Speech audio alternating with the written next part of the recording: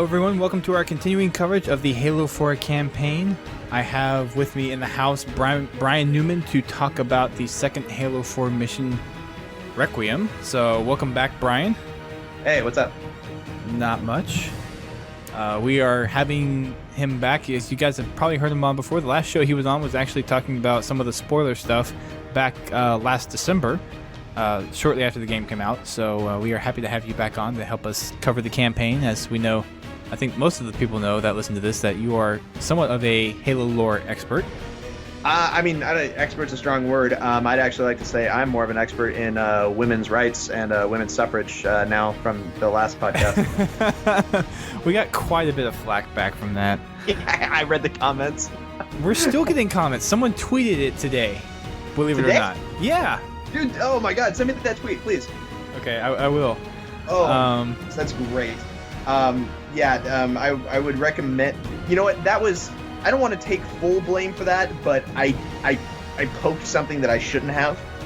But at the same time, come on. It was coming, yeah, I know. We knew it was going to happen. Yeah, I know. It was a good conversation. I was into it. It was all right. Yeah. What episode that was? That was episode 335 on December 12th. Yes, that's the right one.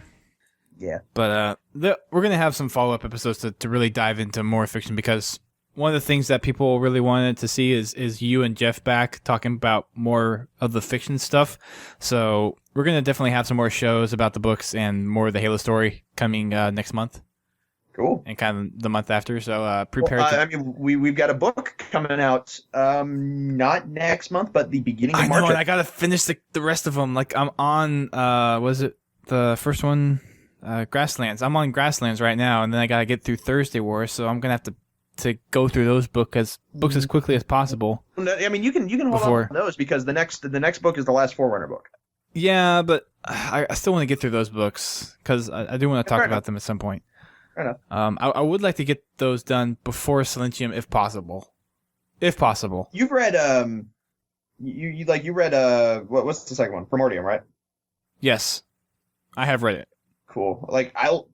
Primordium was a tough one. That was such a difficult read. I liked Primordium a lot, but I liked the last 50 pages of Primordium. Like the first 300 pages were like Lord of the Rings, walk and talk, walk and talk, walk and talk. But man, it had huge payoff. So that wasn't Guilty Spark, was it? That was a different monitor. Yeah, no, that was Guilty Spark. Oh, it was? Yeah. Yeah, it was pretty cool. So Chalkross was one of the personalities that went into Guilty Spark. Shit, dude. I'm sitting here reading one of the comments that showed up a little bit later. Uh-huh. Oh crap, dude, that is mean. Go and boot Johnny John, because that's rude. It's not about me. It's that needs to be deleted. I'll have to take. It might have been one that got posted way after. Yeah. What was the date on it? December 23rd. Yeah, so it was outside that week window where I usually check comments. Okay, I'll go look at it after we can record this. Yeah. Anyway, so yeah, we got a new book coming out soon, which pretty awesome. Can't wait. Yeah. Do we know what the there's probably been excerpts about it that I haven't looked up on it yet. Yeah, they've had experts for several months. What's the premise? It is the final days of the Forerunner Flood War. The Halos are about to be primed and fired. Right now, we have the two Didacs. One of the big things about Cryptum was that Cryptum very heavily implied that the main Didac died. The Didact? The Didact. I don't call him that. I'm not. The Didact. No, I'm not. I refuse it. But anyway, the Didac did not die. And obviously he didn't die because we're fighting him in Halo 4. That is the main Didac, the one we see in Halo 4. So we're actually going to be seeing two split narratives, I would presume. We're going to be seeing Didac's story, and then we're going to be seeing Bornstellar's story, because it seems at this point that Bornstellar is the one who activated Halo. He is the Didac that's always mentioned in the Halos. And we see him at the end of Primordium. He's fully grown now. He's, more representative of what the Didac really is. He's not a kid anymore. It's been a few years. Right. So definitely I'm sorry, I'm sitting here reading emails from H-Bomb at the same time trying to do this. Something funny is going on. Schooly D is a funny guy. That's all I'm going to say. All right. Anyway, so the excerpt from this book is it's there's like some of the stuff from the terminals in Halo 4 has got to be going on in this book. They got to be getting into that. I don't know. Have you seen the cover art for Silentium? Yes. That'll be the first time I'm ever embarrassed to read a Halo book in public. That is the worst cover art I've ever seen. Yeah, it's not a very good one. You've got Didact, who looks like some crazy, evil, maniacal villain. He's got like his cryptum in his hands, and he's making it look like a crystal ball or some shit like that. And the Librarian on there is like trying to have a sex-off competition with Cortana. And I mean, they dressed her up all skanky, which I don't know why. Anyway, it's a really odd looking cover. That is a weird cover. Like, you know what? I've got a framed picture. It's autographed by Sparth, the artist who does the Halo 4 concept art, of the original cover for. Actually, you should have one as well. You got one from PAX. The original cover art for Silentium. And I have it floating around somewhere. Oh, yeah. Changed it. They changed it, and I'm like, wow, guys, why would you do that? Like this, and the initial cover art looks great. Nicholas Bouvier is, I believe, his name. That's actually up on the wall in my living room, I think. Yeah. I've got it like sitting up here framed, and like that is a gorgeous cover art, and they changed it, and it looked like anyway. That's too sad. Yeah, that is sad. But anyway, so we got that book coming out soon, so super excited about that. Yeah, indeed. But getting back on topic, we're going to be looking at the Halo 4 second mission for the campaign, Requiem. So this is the one that you crash landed on the planet. Well, actually, the opening cutscene is you're still crash landing on the planet. And we made this joke a little bit earlier as we were playing through the level before the podcast, is that the Chief can survive like how many outer space falls to a planet, but yet can't survive a slight drop in campaign or something like that. Oh yeah, no, it's a little bit weird. I mean, dude, he takes orbital falls. Yes, orbital flaws. Well, yeah. I mean, there's definitely a flaw in how you're supposed to get from orbit to the ground without any vehicles. There's a flaw there somewhere in his reasoning. It's like, all right, let's just jump. Screw this. But anyway, yeah, in any orbital fall, he's gotten really good at surviving those. Good on him. Yeah, we saw it in Halo 2, we saw it in Halo 3, and now we've seen it in Halo 4. What did he do in Halo 2? When he planted the bomb. I mean, it wasn't an orbital drop, but he still smashed into. Okay, yeah, he hit that ship with enough velocity to be turned into like a bug on a windshield. Absolutely, right. You're right. But anyway, Spartans are awesome, and then they can do that. So, I mean, there's a canon thing that they've always had. Like they've had it since the third book, that Spartans can survive huge plunges like that. That I mean, there's that sequence in the third book where Fred and all the other Spartans jump out of the back of a Pelican that's thousands of feet in the air, because their Mjolnir armor has like a cushioning layer in addition to it's space magic basically. But right, didn't they like jump out into that trench and Reach or something like that? I forget where, but it was back on Reach, right? I don't know. They did something anyway. But I mean, the point is their bones can handle it to an extent. Like the problem with it is it's not their bones, it's their internal organs. Like you've got your organs smashing around to the inside of your body. That's not good. And that, I mean, like whenever, like say, somebody hits their head, it's not like the trauma of like, oh, you cracked your skull. It's the fact that your brain was bouncing around inside your skull. It's stuff like that is dangerous, right? Well, right. Their armor and their bones can kind of compensate for that, but their organs definitely take a pounding doing that. They have to get them replaced frequently. Yeah. Well, I'd be very interested to know, like this is definitely off topic from the second episode, so I'm sorry. The second chapter of Halo 4. But I wonder, what are the Spartans' actual biological ages? Because they go into cryo so often, but they get their organs replaced so often. Like biologically speaking, how old is Master Chief? Like we know from like the day he was born to Halo 3, current day. To Halo 4, excuse me, he should be like 46, right? But is it really that old? Yeah, he was born in 2511. So, like, he's like 45. He's now 2561? No, it's 2557. Oh, okay. So, yeah. So, like, depending on 45, 40, okay, wow. Yeah, so, like, depending on where his birthday falls, he's either, like, 45 or 46, right?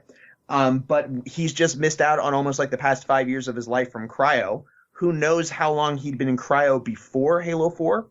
Right, before Halo 1, and 2. that slows down the cellular growth process, so that's, like, shave off of 5 years. Yeah, I mean, exactly. Like, I mean, who knows? And you don't That's a age good in point. cryo, so who knows? And I mean, he was in cryo in between Halo Reach and Halo 1 for like 2 weeks or a month. I mean, the same thing in Halo 2, and Halo 3, there's some time stuff in there where he was in cryo. Who knows how old this guy really is? Like, at the end of Halo 4, if you've beaten on Legendary, big spoiler here, you kind of get to see, like, the rim of his eyes. And, like, he looks stressed. So, I mean, he's got a pretty stressful job. He looks like an older guy. He looks age appropriate. But Right. Well, some people would attribute that to the brevet mutation too, but what are you talking about? You mean Didact? no, the thing that the librarian did to the chief. I don't think that would change his face though. That was not a physical thing. Well, I mean, I've heard that as an argument. That wasn't them doing a mutation. That was a brevet. I didn't think so either, but I've heard that argument from people. Okay, that is actually one of my biggest problems with Halo 4, though. I'm glad you bring that up. Is that the librarian essentially kind of rewrote humans' genetics so that we have this immunity to composition, but it has to be unlocked. I don't really know what that means, but hopefully somebody will explain that later. The 343 will come along and explain why it has to be unlocked. Like maybe there's a failsafe in there. Maybe she kept it like that so that one day if humans were getting too pissy that she could. Who knows? Well, I mean, yeah, we can save that for another podcast too, because there's a lot of stuff that we are going to be. Like, we're getting so far off tangent right now. This is I mean, how many different podcasts could we talk about all this different stuff that's gone on in the campaign? I mean, I think this campaign by far is probably the most concentrated chunk of Halo lore that we've gotten so far, because it's the least all over the place. Absolutely. Like every other, actually, you know what? I'm going to say Halo 1 is a little bit more concentrated, but every other Halo game is all over the place. You are just jumping from place to place to place to place to place to place to place. This one is definitely much more concentrated, but there's a lot of like tangents where if you keep pulling on that rope, you're going to find something that's like they could take an entire podcast to talk about. So there's definitely going to be a string of those coming up here soon, guys. Yeah. So we'll try to keep this part on track a little bit.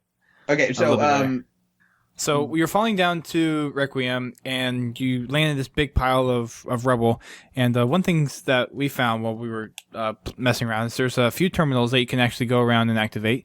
The one I think most people find is the one of Dr. Halsey's kind of research entry, and it actually talks about recessive gene that she has that could affect like how long that she might be living, and in turn may affect Cortana. I mean, that was just a guess on my part. She said the word recessive trait, so no, I had the same feeling. Like, I mean, if anybody's ever taken a biology class and they know recessive and dominant genes, so maybe Cortana is the only AI to have ever actually been made from a human's brain, from a live human's brain. Excuse me. Every other AI is made from a dead human's brain, so she's the only one to be made from an actual living tissue, which was a clone brain. So maybe there is some weird. Yeah, maybe there is some weird genetic trait that just stuck. I don't know. It probably has something to do with Librarian and her big plan, because you know how Librarian said that she influenced Cortana's creation. Yeah, I'm actually ready to bet that is exactly what it is. Now that we think about that, we may have just answered that question right there. But I'm sitting here running through this while we're talking. I've got the volume on mute, so shouldn't be able to hear it through the speakers. Nope. I've got it on low anyway. So I don't hear it, so you're good. You don't hear it? Okay, cool. So there's that one amazingly beautiful spot in Requiem which just jaws. Well, let's hit the other two terminals first. Oh, okay. I'm sorry. Yeah, I was skipping those. No, you're fine. Usually I would encourage that, but I want to kind of cover these a little bit since we managed to find them when we were going through it. Okay, cool. But there's two other Covenant ones that you can find as well. There's one that's a broadcast of Didact they were saying over and over again? Yeah, so the Covenant are just sitting there chanting Didact. It's kind of like a religious chant. It's like a beacon, and apparently it was broadcasting every 30 minutes over the past 3 years. So that's kind of interesting. We can get into that a little bit later too. Well, I guess we can sum it up. I mean, like the Covies knew that Didact was on Requiem. They knew before the UNSC did. That's the big plot line of Thursday War is Jul Mdama. You see him in Spartan Ops. Him essentially gathering the storm and trying to find Requiem. And that's part of the first terminal too. Yeah, you're right. Yeah. I always forget about that terminal because they released that before the game. So I don't know. I never. Yeah, it's kind of weird. I always skip that one. I never include that one. I don't know why. That's stupid of me. But anyway, so they're just sitting there chanting Didact, trying to get Didact to open the door to Requiem. But Didact cannot be awoken by Covenant because if you remember, it was a reclaimer. It was the reclaimer symbol that would open Didact's chamber. So he needed a human. So hey, we're not going to let the Covenant in here because what the hell are they going to do? They're just going to break it, right? But anyway, as soon as Master Chief arrived, yeah, exactly. As soon as Master Chief arrived. He was like, "Oh, we have a reclaimer here. Interesting. Okay, sweet. Time for me to get out of this place. Let's let them all here. They can all come in. Here we go. Just make a big party here." So that was cool. And then there was the other terminal that was more religious banter. It was like, like the Covenant were doing this little. They were speaking in Covenant language. Yeah, it was like a. Cortana was translating. It was pretty cool. Yeah, it was like a poem or like a preaching of some kind. Yeah, it was pretty cool. They use the word nigh a lot, so the end is nigh, the forerunners are nigh, something like that, the Promethean. We had that little conversation about I don't know why the Covenant don't have their own word for Promethean, which it's a Greek word, so whatever. Yeah, so take it. I mean, whatever. So now we can get on to the beautiful vista. So after you navigate through there, find your weapon that you want to pick up. If you look hard enough, you can find a couple BRs or a sniper rifle, a saw. There's carbines, plasma pistols, grenades, and whatnot. So after you venture through all that, you take a pretty decently sized walk all the way through this kind of canyon area, and then you get to probably one of the most beautiful points in Halo 4. And then this is so cool. Whatever these big spire things are that are moving up and down, I don't know what they are or what they do. I think aren't they supposed to be there to help keep the shell centered around the planet? I might be. I don't know. I thought that's what they were for. I haven't looked into the mechanics of building a Dyson Sphere yet. So I mean I picked up Dyson Sphere for Dummies yesterday. So I mean I'll get onto it. But I mean that has been the top of my priorities. Actually, like it's a cool area. Like there's actually like some. If you zoom in, you can see. I wish I had the sniper rifle now. Damn it. If you zoom in with your glasses, with your binoculars, you can see visor. Like some kind of your visor. Thank you. There's birds, some kind of weird birds in the background. I guess like there's one from Guardian, maybe. Like you remember the Halo 3 map Guardian? How those weird looking dragon thingies. Yeah. Like I mean, as soon as you zoom in, all the textures go to shit because it's paintings. That's not like real geometry. But right. Like you see like waterfalls that are actually moving. Like they did like the art. They got like moving art. I don't know what that's called. But yeah, it's very, very cool. This is just such a pretty area. Like, I mean, I stopped when I was playing the game for the first time and just looked at those towers for like 5 minutes straight. Well, if you guys remember the concept art too that they showed off for this, that's pretty much what that was. If you guys remember the Warthog was on the left and you had the pillars on the right, that's pretty much what that scene was. Yeah, and it was so good to see. Yeah, this is the first place that I would show somebody who says that games aren't art. This is one of the first things I would take them to. I would say, all right, now you look at this and tell me that this isn't art. This is gorgeous. I mean, especially, I mean, like the fact that you have to have, excuse me, the fact that you have to have artists who do this on a 2D level, and then the 3D artists who have to make that a reality, that concept art into something real. I mean, like I don't know how often you ever get into this debate. I've gotten into this debate with people. Video games are an art form. They're among one of the best possible. They're a great method they're a unique method for delivering story as a medium. And this level right here, there are a couple of games that I would take people to show like, okay, this is art. Like Uncharted, that is art. I mean, Halo 4, this is just one of those areas where it's like, look at this. Now you tell me this isn't gorgeous. Yeah, I agree. Yeah, anyway, if anybody ever looks down at their nose at video games and says that video games aren't art, you quickly punch that person square in the nose. I have no. I mean, it's an art form. It's a lot of different art forms put together. It's the art of storytelling. It's the art of making music. It's the art of. I mean, yeah, everything. I mean, graphics. It is a combined art form. I mean, and that's one of the challenging things about a video game like this is it's a whole bunch of different pieces coming together to make one big piece that's really, really, really good. You know what? I don't know if we're ever going to reach a point like this with games. I mean, I guess the games industry is going to have to eclipse the movie industry in this way. I mean, like, video games already make more money than the movies and music industry combined, but that also doesn't help that video games are also worth, like, for every $20 movie, you have a $60 video game title. So, I mean, that doesn't really count. But imagine the day where we are beyond, like, 20 or 30 or $40 million video game titles. Like, your average video game costs anywhere from like 10 to, $30 million to make. Halo, I mean, obviously your Halos and your Call of Duties and your Assassin's Creeds are a little bit different. Halos, closer to around 50 or 60 million. But think about those, like, I mean, when we get video game budgets that are bigger than movies, I mean, like, your average Hollywood blockbuster is $100 million budget or more. Like Skyfall, a movie that really didn't have any, like, crazy, CG effects or anything like that. Which I still haven't seen. A great movie, but I mean, it's not like there's like any crazy CG or anything like that. That had a $200 million budget, right? I mean, that was, $200 million to make that movie. Great movie. Imagine when we start seeing video games like that. Imagine just like how the art will how it will shine. I think the next console generation, that's really where it's going to blow up. Well, I'd be interested to see how that works because Microsoft, I mean, this is definitely not in their plan for for level 2 of Halo 4 Requiem, so I'm sorry. But I mean, Microsoft has already put out job listings for, and this is not a typo, they actually said quadruple A titles. I'm not exactly certain how the dollar value works, but you know how you have like your single A titles, your double A titles, and then your triple A titles, like your Halos, your Call of Duties, your Mass Effects, whatever. That is done based on, how many people work on the game, the budget, etc. I mean, Grand Theft Auto 5 is a AAA title. That's going to be probably one of the most expensive games ever made. What the hell is a quadruple A title? I mean, how much? How much money does that cost? But at the same time, though, developers have already kind of come out and said, though, that developing for next gen isn't going to be as expensive because we've learned so many new things.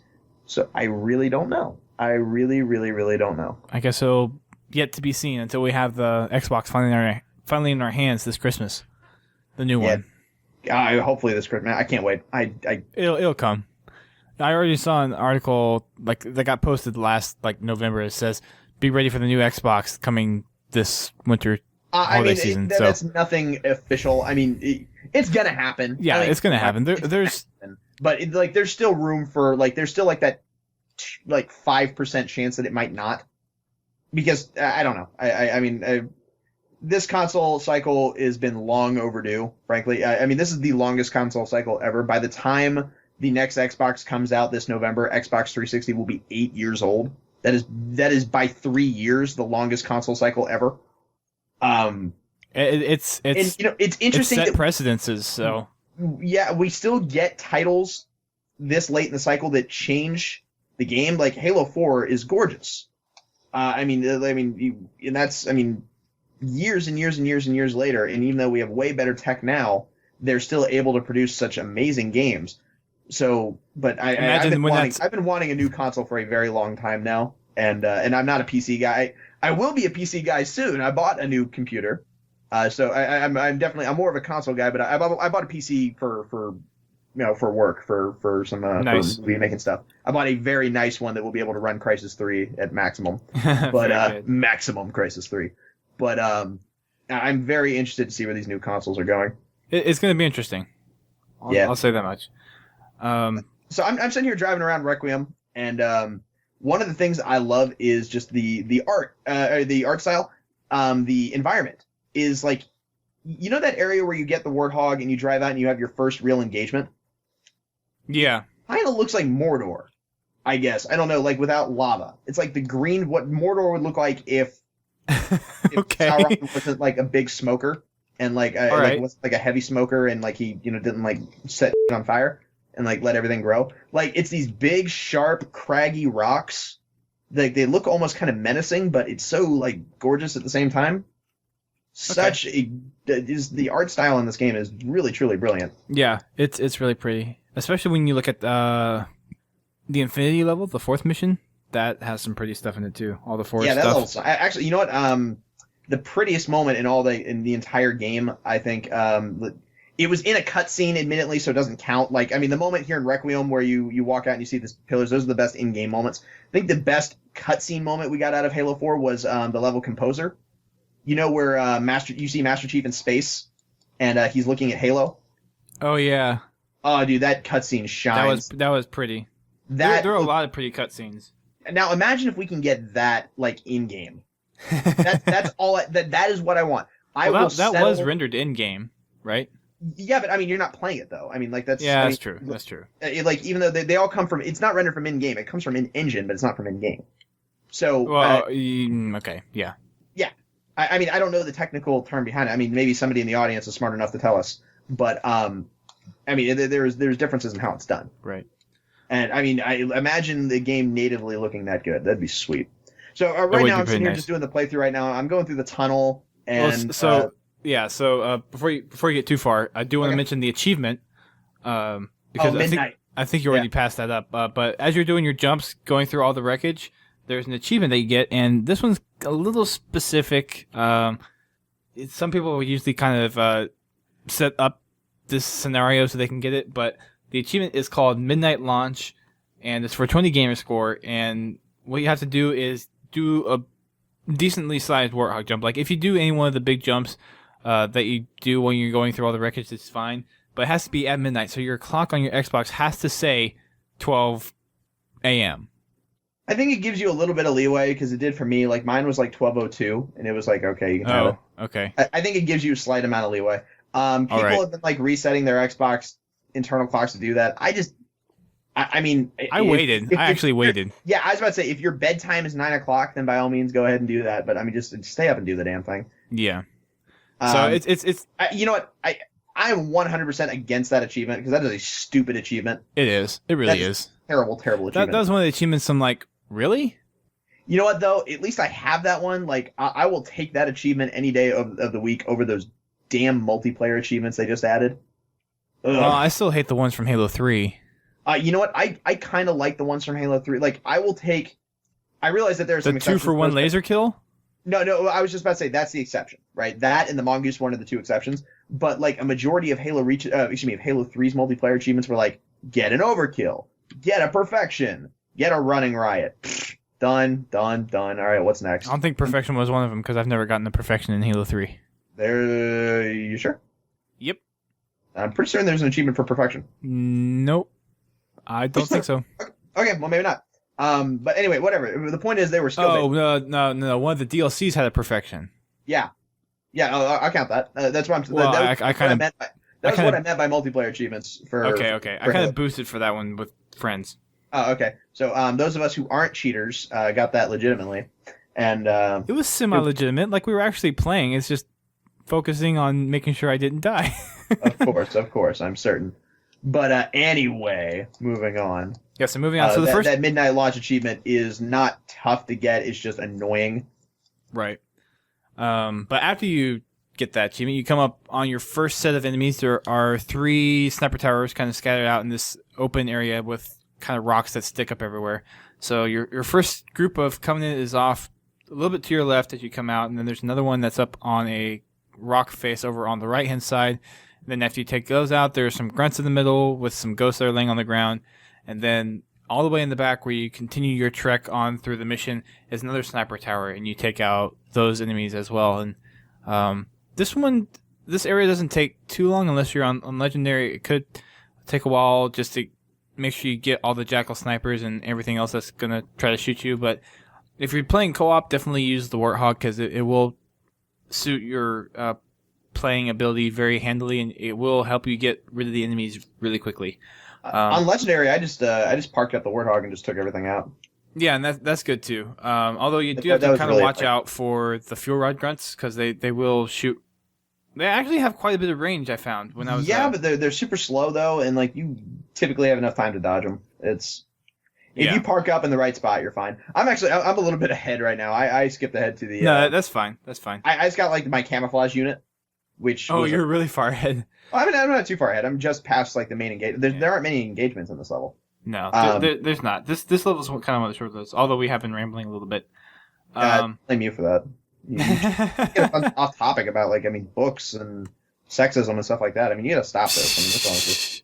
Okay, well, we'll move on then. After you take out all the enemies in that first area, there is in that third area with the sniper tower, there is one of the elites that's up on the next rock face that you have to go to. He does have a concussion rifle, so if you're on legendary, he will kind of toss you around a little bit if you're not careful. So after you take him out, you go up a further walkway. If you're playing anything on, I think, heroic or legendary, one of the grunts that you'll run into as you're walking up the path is a fuel rod grunt. I think there may be two of them, actually. So just be careful as you're walking up, because once you turn that corner, there have been times where at least I've instantly blown up. So one of the things I recommend is if you're sprinting, as you turn the corner, jump so that first set of fuel rods miss you, and then just pull out your pistol or whatever precision weapon you have and headshot all the grunts. You be a boss and charge them headlong too, like I do. Or you can do that. Be a boss. If you want. But after you do that, you come up on your second engagement of Covenant, and this one is somewhat familiar, as you will, if you've played Spartan Ups, you will recognize the area that you're playing in. If you guys remember the map, The Gate, this is actually where that map comes from, is this section of the campaign right here.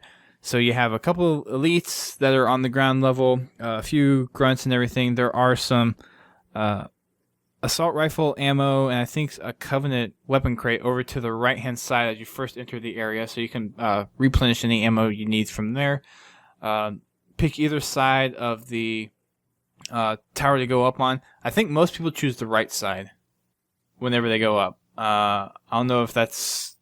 I think that's just natural tendency, but you can go over to the left side if you want, and there's actually a path up the rocks on the front, on the front left-hand side. I think you can jump up. I think that geography is there in the campaign like it is in the Spartan Ops. So you can jump up that way, and there is a camo elite when you get to the very top, so make sure you keep an eye out for any glimmers that you may see. And then after you take out all the enemies in that area, the camo, and once you kill the camo elite, he'll drop his camo pack. And this is actually an interesting part of the campaign where they actually introduce you to armor abilities. So up to this point, you don't have any, and this is the first time you actually see kind of armor ability integrated into the storyline. Which is pretty sweet. I like how that's... We were talking about this earlier. I like how that is part of the story. It's like, oh, this is a real thing on Master Chief's back. Whereas in Halo Reach, it was just kind of like, it was just a gameplay component. There was never really any story to it. You know, it was just like, I mean, I always found it to be very odd in Halo Reach where, you know, Spartans are supposed to be an incredibly rare thing to see on the battlefield, right? Like, most Marines never, ever see a Spartan ever in their lives, right? I mean, they're just so rare. Well, isn't the only time that they even reference using an armor ability is when you're on Exodus and one of the jetpack is the only thing that they even reference, and that's because they're using them. But I always thought that was so weird, is like you see like these ammo caches in Reach, and it's like, oh, there is an armor ability as well. It's like, that, all right, that's a little odd. It's like, oh, hey, this Spartan in a full suit of Mjolnir armor just happened to come by. Well, that's good, because we had these damn armor abilities that we weren't using, so hey, this works. Yeah. But, so this was a nice, like, gentle introduction into what an armor ability kind of is. Yeah, I mean, I got this thing with armor abilities in Halo Reach, though. If it's not thruster, then get out. I don't want to. Thruster's such a fun armor ability. I love it. And there is nothing more fun in Halo 4 than playing the level Composer and getting the thruster on the ship and thrusting around hunters. My God, that is like the highlight of that level gameplay wise for me. That was so much fun. So yeah, but that's one of the nice little things about the Halo 4 campaign that at least you brought up, and I kind of agreed that it was a nice gentle way of introducing it instead of just like dropping it in there like it was for Halo Reach. Yeah, I mean, it was subtle. It was just a nice subtle little gameplay maneuver. So where I've kind of gone up a little bit here. I did the thing where you split off and do the the shield drainers that activate. Yeah, so the next part that you come into after you go through this tower is you get to this open kind of atrium area, and you actually see sentinels for the first time in the game. Pretty cool. And they're actually friendly sentinels. You don't have to actually shoot at them. They will kind of work with you, and later on in the level they actually do work for you. Not directly, but indirectly. what you have to do in here is you have to go to what looks like a pedestal for kind of like a map of Requiem. So you go up to it, you plug Cortana in, and she reads some of the data off of it. It's like this planet is designated Requiem, and then she tries to kind of dig deeper into the pedestal, and then it flashes red, and you actually get a small glimpse of the Didact symbol. That's actually another interesting thing. Like like how the elites don't have their own word for Promethean. Mm-hmm. Requiem's another word. It's like, oh, they had the exact same word for this as we did. There's no translation. It's the word. Interesting. All right. Huh. Sounds like there's a few plot holes. Well, you know what? I don't want to call that a plot hole because, I mean, there's a very easy solution to this, even though I'm just coming up with this just off the top of my head. The solution is that when the Forerunners, when they changed humans' genes, that could have been one of the things that they influenced. Is they could have known, language. They could have known, 100,000 years from now, you will be speaking this. Who knows? English could be the language that the humans are speaking 100,000 years ago in the terminals. Who knows? It could be the exact same language, and the Forerunners were like, you know what? We're just going to keep this in your latent genes that your language will evolve as such. Yeah, who knows? Who knows? I mean, that's just I'm just off the top of my head. I'm like, okay, there's an excuse. No, I can accept that. Yeah, totally. Anyways, after you activate the map the first time, since it shuts down, Cortana basically says that she detects two different data streams that are kind of filtering data into this pedestal. So if you're playing co-op, you can split off and do both of them at the same time. But if you're playing solo, you go off to one side, you hit a button to activate a bridge, then you hit another button to disrupt the whatever power data stream that's there, and your shields actually flare off as if they were discharged. And Cortana has a reason for that, is that it's just reacting to the ferromagnetic properties of the data stream. So that kind of Halo 1-esque. Yeah, very Halo 1-esque. After that switch, you go back out into the main atrium. There's some Covenant that start to go down, but if you're quick enough, you can just run straight over to the other side without having to interact with them. Do the same thing for the second side, and then you have to worry about the Covenant.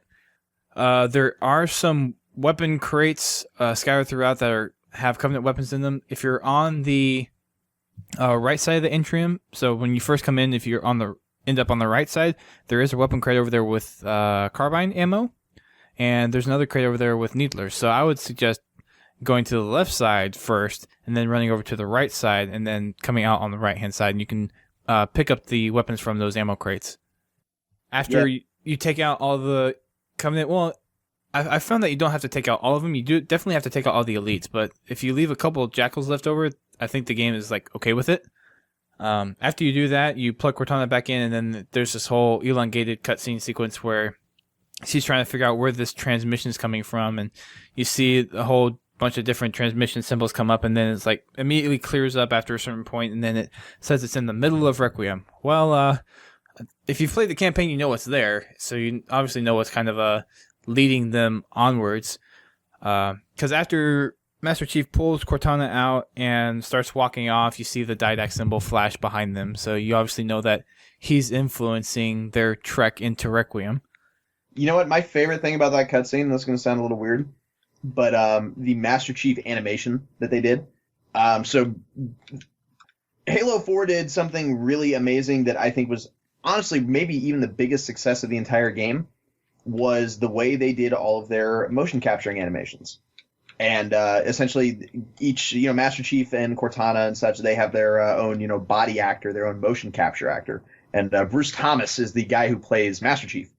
And he does such a good job of just moving the way Master Chief would. Like, if you read the books, Spartans, they move very elegantly, whenever they're in combat. But at the same time, though, they're supposed to be a little, they're big and bulky. Well, not necessarily, because, it's proportionate to their body, right?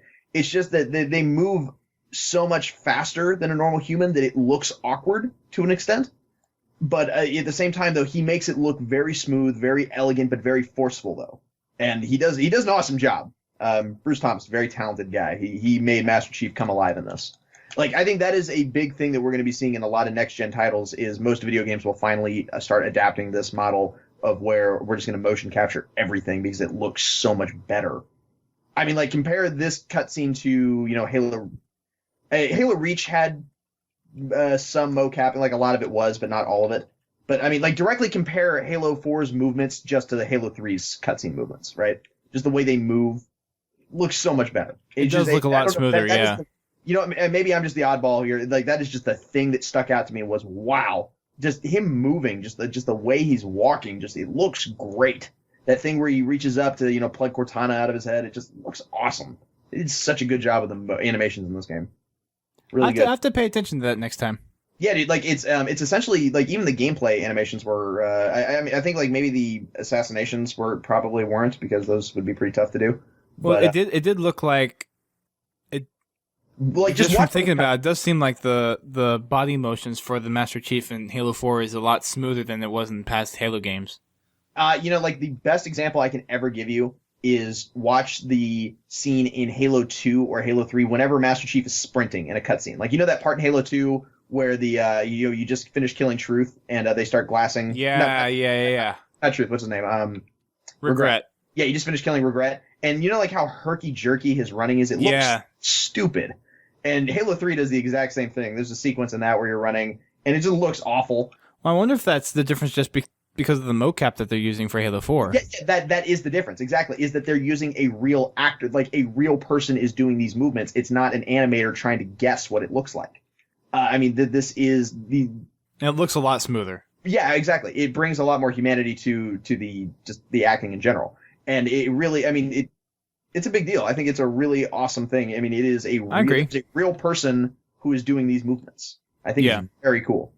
You can see that in every one of the cutscenes. I mean, just like next time, I mean, I look for stuff like that because I make movies and I do some stuff along those lines. So I mean, I'm always looking for stuff like that, right? But next time you're watching a cutscene, just watch wow. Compare this to your favorite other video game, right? To any video game that you have, and sit there and think, man, dude, does this look like? I mean, do any other games have this level of animation? Like Uncharted and God of War are like the only two others I can think of that are even anywhere near this degree. Like I think Uncharted's slightly better. Okay.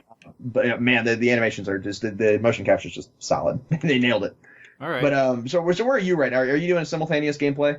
As well, I guess you have to be able to sit there and. No, I'm actually just running through this off memory. Really? That's nuts, man. Awesome. Yeah. So after the map room. Arrows area right now. Yeah. So that's the area right after the map room. So after the map room, you actually you walk through into this room, and there's some weird, funky beam structure that we're not sure what exactly is going on. It's just a re-entry point back into the campaign, though, after the cutscene. So you walk out the door, and then you're on this platform, and below you is, like Brian just said, kind of a Narrows-like bridge that spans across this big canyon. And this is another one, kind of those pretty moments, I think, in the game, where you just have the lighting effect that of the sun from Requiem that's kind of shining into the canyon, but shining at you, so you kind of have a lens flare, and it's kind of hard to see all the enemies on the bridge, just kind of like you would in normal life. The only qualm laser beam out in the distance. It's like it's pulsing. I don't know what it is. I'm looking into that now. Okay. Anyways, I'm sorry. The only qualm I have with that though is that like canonically the visor is supposed to kind of help like polarize and kind of filter out that light.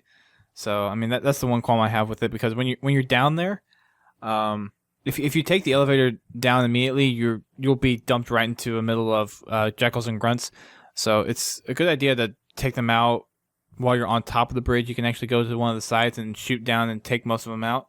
But as you make your way down, once you start walking up the bridge, it's just the sun is glaring in your eyes, and it's hard to see some of the enemies sometimes. Do not give 343 any ideas. If my screen starts polarizing, getting darker and lighter, like just in random intervals, I will be pissed. Well, it's more like hang on, SG, put on your shades real quick. Like, no, damn it, no. I mean, they do a good job, because at the beginning of it, when you walk up to that first part where you get that beautiful vista, the light from that tunnel it's purely like white. Like they transitioned it very well. It's just that for here, the light washes out a lot of the shapes that the enemies have, so it's hard to see them.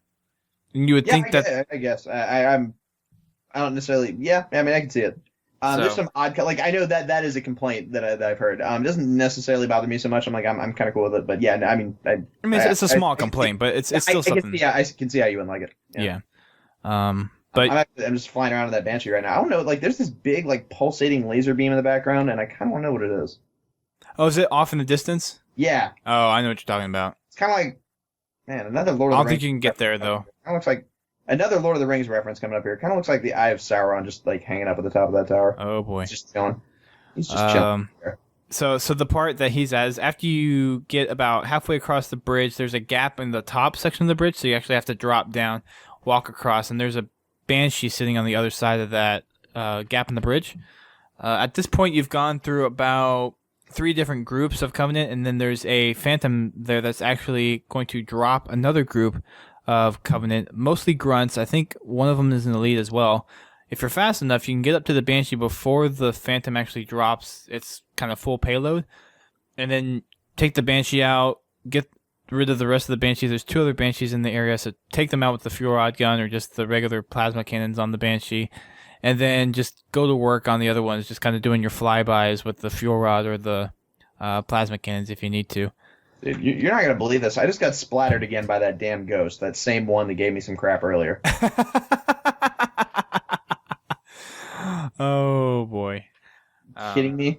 So after you take out most of the enemies in that section, I find you don't have to take out all of them. You just have to take out a good majority of them before you get to the door, because there will be 1 elite left and maybe a couple of jackals, but if you position your Banshee in such a way, and if you get rid of enough enemies, you can just hop out and then run through the door, and you can leave some of the enemies behind without having to clean up every single one. And that'll lead you into... Sorry, this is a weird thing to point out. There's a shotgun laying back there. And if you're like me, you think the shotgun should have been in this game significantly more, go get that shotgun. I love the Halo 4 shotgun. It is Where's the shotgun? It's on the bridge. There's like a shotgun and a rocket launcher. If you're playing it on a higher there's a rocket launcher. Did you find the rocket launcher? Yeah, it's like midway on the bridge. Yeah. Oh, is it underneath? No, it's on the top. If you're playing a higher difficulty, you're probably gonna want that. Like, if you're playing legendary, the shotgun is not. Don't get the shotgun. That's right. Useless. But if you're get that rocket launcher for sure. But if you're just playing just like a fun, just average difficulty, I have to find that shotgun. I'll have to point that out in the video run through. Yeah, the shotgun is super awesome. I love the sound. I love the animation for it. I love the redesign. It looks great. I don't know why. Like, I normally hate shotguns. Like, if you use a shotgun on me in multiplayer, that's when I get a little bit pissed. But okay. Note to self. Note to self. Yeah. So after the bridge part, you get to your final area, and this is kind of a little bit more open with a kind of a pavilion structure in the middle, and then you have 2 turrets on the right and the left, or 1 on the right, 1 on the left, and then you have 2 ghosts that'll come in, just peck at you with their plasma they'll do a little cannons. bit more than peck at you. They make everything you're doing their business, and they do their damnedest to make sure that. And one of the things in here is that once you go through that door, you're pretty much stuck. So you have to take out the ghost quickly, or there's actually a weapon crate over to the left-hand side. Actually, both the left and the right. And okay, if you go to the right side, there's a rocket launcher and a saw with like 2 magazines or drum. Cool. I guess that's called a drum. I'm sorry, I'm calling this all wrong here. And then there's like an assault magazine rifle. Drum, close. Yeah. And there's there's a pistol and an assault rifle over here if you go to the right, and then if you go to the left, that's where all the saws are that you were talking about. Yeah. Yeah. So you can rocket launcher with a handful of ammo. Yeah. So pick your poison. If you're doing it, I think on heroic or legendary, on the right hand side there will be a beam rifle jackal. So watch out for him. Ooh, actually, you know what, dude? There's a rocket launcher on the left side too. If you keep on going up, there's like another crate up there. So there's just like, if you go to the left, there's the same amount of rocket launcher ammo. How did I miss these rocket launchers before? Yeah, I don't know. So yeah, I didn't know this either. So essentially, there's like 8 rockets just in this little courtyard here, and a bunch of saws. But if you go to the I know like we're sitting here saying like if you go to the left or the right, you're like, well, why don't I go both? Well, when you're being shot at on a higher difficulty, your decision making is a big deal. Like, I'm just playing on easy right now just because we're just running through it. Right. But like if you go to I'd recommend going to the left just because you got a rocket launcher there and you have way more saw ammo. So yeah, definitely go that way. Alrighty then. Pretty sweet. So pick a direction of which way you want to go, and then you'll eventually have to take out the enemies on the other side and take out the enemies that are in the middle. There's, I think on both sides there's 2 grunts and 2 jackals, and then in the middle there's 2 or 3 jackals, a grunt, and an elite. So take all of those guys out, and then you'll run under the big structure that's in the middle, and then run up and back around. There's a group of grunts that you'll take out, and then there's a sword elite that'll charge you once you get up to that 2nd level. So that would be a good time to use the noob combo if you have the weapons to do that, or take the saw out. Rocket launcher or something, yeah. Yeah, or the saw or the rocket launcher. I didn't know about those before, so I'd use the noob combo. But yeah, take a rocket launcher or a saw into it, and you're set in business. Then you have another choice to choose left or right again, and you can. I don't really find an advantage to doing one side over another. You get the same amount of enemies. I actually just went the left for the first time ever. Like I always just normally just go to the right. You know, I'm right-handed. I don't know why I just go to the right. Right. Yeah, I've gone to the exact same amount of enemies. That they have the same ammo. They have the same equipment. So it doesn't matter. Yeah. So it doesn't really matter which side you go on. It's just a matter of preference. I think I found that I go to the right most of the time too, and I've found that sometimes if you're doing co-op, you can choose both ways. You can split up if you want to, and the enemies will appear on both sides. But if you go up one side as a whole party, or if you're playing solo, then it's just those sides of enemies will spawn. The other side won't spawn any enemies, so you don't have to worry about the extra enemies to deal with there. Yeah. So as soon as you get up here, though, there's going to be a couple of elites here. The big thing is, I have a rocket launcher right now because I'm playing on easy. But if you're playing on legendary, there is an ammo crate here with 2 fuel rod guns, and right at the level above you are 2 hunters. Boy, those come in handy. Yes. Well, I mean, if you're playing on legendary too, not all those fuel rods will take them out. Like you still have to put additional firepower into it, or at least I've found that's the case whenever I'm playing. I'm sitting here messing with this hunter right now. I'm using the hard light shield, and I'm like trying to compare our shields because like how he'll sit there and smash you with his shield. The hard light shield can deflect his shield, no problem. Well, I wonder if that's just a difficulty thing. Yeah, I mean, I guess I figured there'd be like a physics issue with it though, because like if you get hit by the shield when you're not using hard light shield, when that hunter hits you, he sends you flying, right? Okay, there we go. That finally did damage for the first time, but it did not have the same physical impact. So hard light shield might be able to deflect the hunter shield. I don't know. I'm just sitting here just messing around with this. Okay. Never actually tried to do that before. All right. But yeah, after you take out those hunters, this is actually where you'll see the sentinels helping you and shooting their laser beams at the hunters, although they kind of really don't do much. But definitely pick up the fuel rod guns. If you're doing it with a buddy, you can definitely angle or corner hunter with the fuel rods and take them out pretty quickly. There's definitely going to be a lot of plasma grenades too from all the Covenant that you've killed, so go around, pick those up, and stick those to the hunters, and it'll be the extra firepower that you need if you're doing it on legendary to take them out. After you're done with that, you go into this big chamber, and this is where you actually find your first domain terminal, or technically your first domain terminal throughout the Halo 4 campaign. And this is the one that, if you were paying attention to all the news for Halo 4 when it was coming out, this is the one that you actually saw. This is the Jewel Umdama terminal, and it actually has an achievement with it. If this is the first one that you found, which probably is, and the achievement for that is called Contact the Domain. It's worth 10 gamer score, and it's of course for finding a terminal in the campaign. The terminal itself is underneath the ramp that goes up to the elevator in this chamber. So before going up the ramp, go underneath it, and it's right there. Yeah, it's pretty cool. I'm just I'm hopping onto the elevator thing that it gives you now.